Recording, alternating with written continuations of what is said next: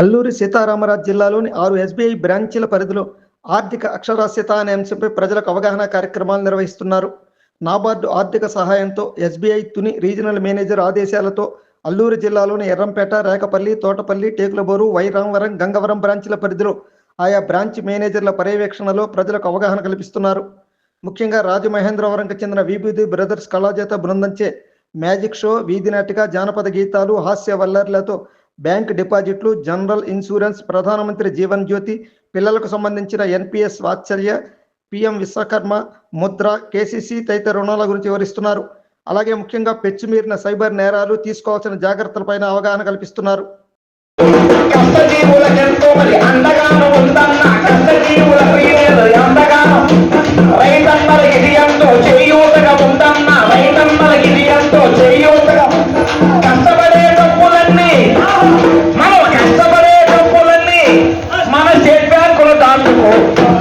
భారతీయ state బ్యాంకులు చేరుకో, దీని గొప్పతనం ఒక్కసారి తెలుసుకో.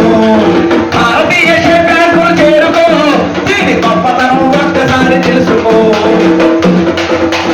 ఏమండి, ఈనాడు డబ్బులు ఎవరికి ఊరికే రావు. లలితా చూడలో ఒక ఆయన గుండేసుకుని ప్రతిరోజు చెప్తూ ఉంటారు, డబ్బులు ఎవరికి ఊరికే రావు, డబ్బులు ఎవరికి ఊరిగా మాట నిజమేనండి.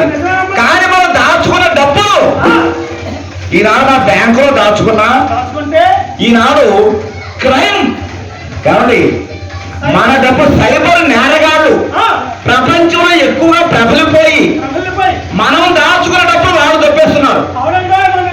సైబర్ నేరగాళ్ళు ఏమంటే ఒకసారి రాజారు ఈయన మనం ఏం చేశారు తెలుసా? ఫోన్ వచ్చింది, ఫోన్ ఏం చెప్పారు? బాబు బ్యాంక్ మేనేజర్ మాట్లాడుతున్నాను, బ్యాంకు మేనేజర్ మాట్లాడుతున్నాను. మీ పంటకి రుణం సదుపాయం డబ్బులు పడ్డాయి, 25,000 రూపాయలు డబ్బులు పడ్డాయి. అందుచేత నీ బ్యాంక్ అకౌంట్, ఆధార్ కార్డు, అలాగే మరి ఏటీఎం ఎన్ని నెంబర్లు చెప్పన్నాడు. ఏటీఎం పై రెండు నెంబర్ కూడా చెప్పన్నాడు. మరి ఇవన్నీ చెప్పావా? అన్ని చెప్పేశాడు. మరి 25,000 రూపాయలు ఖాతాలో వేశాడా? ఆ ఖాతాలో 25,000 రూపాయలు వేయలేదు. మరి ఏమయ్యాయి? నేను దాచుకున్న 65,000 రూపాయలు కొట్టేశాడు. ఏంటి 65,000 రూపాయలు పోయాయి? చూసారమ్మా. కాబట్టి ప్రతి ఒక్కరు కూడాను ఈ ఒక ఇప్పుడు మీరు డబ్బులు తెచ్చారు, డబ్బులు దాచిపెట్టండి. 2,000, 20,000, 2 లక్షలు. ఒకప్పుడు పోస్ట్ ఆఫీస్ లో మనం డబ్బులు దాచిపెట్టుకునేవాళ్ళం. ఆర్టీ అంటారు, రికరింగ్ డిపాజిట్, నెల నెల. అవునమ్మా, ఇప్పుడు అది మన బ్యాంకులోనే ఉంది. నెలకు 100 రూపాయలు అవ్వచ్చు, 2,000 అవ్వచ్చు, 5,000 అవ్వచ్చు. ఇవి దాచిపెట్టినట్టు రికరింగ్ డిపాజిట్ మనం దాచిపెట్టుకుంటే సంవత్సరానికి మనకి భయపడుతున్నాడు 60,000. ఇవి దాచిపెట్టిన డబ్బులు ఉన్నాయి. మనకి కొద్ది కావాలమ్మా, మనకి డబ్బులు ఉన్నాయా?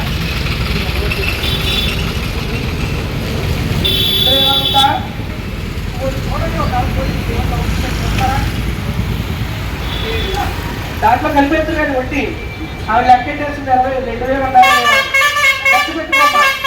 ఇప్పుడు మొత్తం డబ్బులు ఏంటంటే ఈ డబ్బులు ఆ బ్యాంకు ఇచ్చిన వడ్డీ కూడా ఇస్తారు. అంటే సంవత్సరానికి ఒకసారి లేదా 5 ఏళ్ళకి 10 ఏళ్ళకి ఎఫ్టీలు, ఫిక్స్డ్ డిపాజిట్లు కూడా మన బ్యాంకులో ఉన్నాయమ్మా. ఫిక్స్డ్ డిపాజిట్ అంటే 5,000 కానీ, 10,000 కానీ, 20,000 కానీ, 5 లక్షలు కానీ, 10 లక్షలు కానీ ఒకేసారి మన డబ్బులు దాచిపెట్టుకుంటే మన డబ్బులు మనకి ఎప్పుడైనా అవసరం వచ్చిందనుకో, ఈ 5 ఏళ్ళ లోపలనే మన డబ్బులు వచ్చేసింది. మరి దానికి వడ్డీకి, దానికి కూడా వడ్డీ కావాలి కదా, ఆ వడ్డీ కూడా ఎక్కడి నుంచి వస్తున్నాయమ్మా డబ్బులు. ఇప్పుడు ఫిక్స్డ్ డిపాజిట్, రికరింగ్ డిపాజిట్లే కాకుండా ఇప్పటి వరకు ఈవిడి డబ్బులు బ్యాంకులో దాచిపెట్టారు.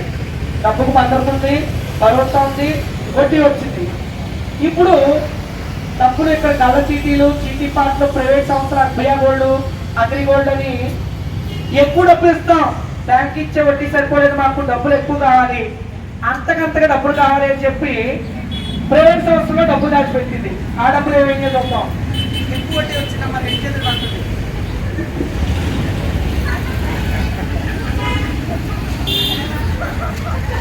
అలాగే రాసిపోయారటమ్మా. ఇప్పుడు ఇవి 2,000 పోయింది, దానికి వచ్చిన వడ్డీ పోయింది, అసలు పోయింది. అదే బ్యాంకులో డబ్బులు దాచిపెట్టుకుంటే మన డబ్బుకు భద్రత ఉంటుంది. మీ డబ్బులు ఇచ్చేస్తాను. మన డబ్బుకు భద్రత ఉంటుంది, నమ్మకం ఉంటుంది. డబ్బులు పోతే బ్యాక్గ్రౌండ్ వచ్చి అడగచ్చు. అంటే ఇప్పుడు సైబర్ క్రైమ్ వస్తే బ్యాక్గ్రౌండ్ వరకు దానికి మనమే జాగ్రత్త తీసుకోవాలి. ఎవరికి మనం వ్యక్తిగత సమాచారం చెప్పకూడదు.